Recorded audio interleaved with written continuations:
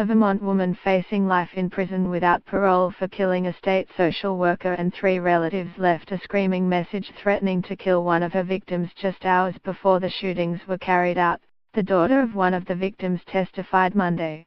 Tiffany Herring Flint testified she heard her cousin, defendant Jody Herring, leaving an expletive-laced message on an answering machine telling Herring Flint's mother and aunt they should stop calling the State Department for Children and Families. Police say Herring believed her relatives had played a role in her losing custody of her 9-year-old daughter.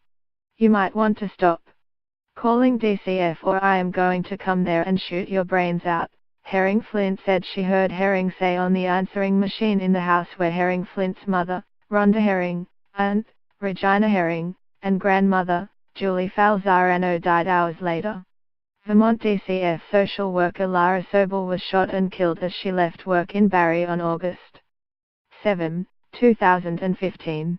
Police later determined Herring had killed her relatives before she killed Sobel, although the 3 bodies were not discovered until the next day when Herring Flint went to the house in the Berlin, Vermont, to check on her mother and the others. Court documents say Jody Herring was seeking revenge against those she believed responsible for her losing her daughter. Herring Flint's testimony came on the first day of what is scheduled to be a 5-day sentencing hearing for Jody Herring. Herring pleaded guilty in July to first-degree murder in the shooting death of Sobel and 3 counts of second-degree murder for the deaths of her relatives. The plea deal calls for a sentence of 20 years to life in prison on the second-degree murder convictions. It will be up to Superior Court Judge John Patt to determine if Herring is sentenced to life without parole on the first-degree murder conviction. Witness Carlin Sizemore testified she walked past Herring immediately before the shooting took place. She heard 2 shots and then saw her restrained by people in the area until police arrived. She was jumping around the parking lot, screaming, waving the rifle around. "They did listen to me. It was my 9-year-old daughter. They got what they deserved," Sizemore testified she heard Herring say.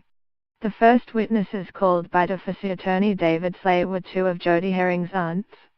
They testified they grew up in a family of 16 children and were both regularly sexually abused by their father and subjected to physical and emotional abuse.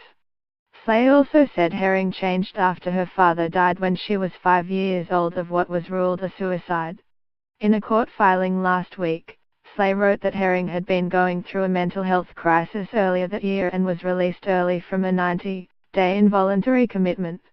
She still would have been in the hospital on the days of the shootings had she not been released early, Slay wrote.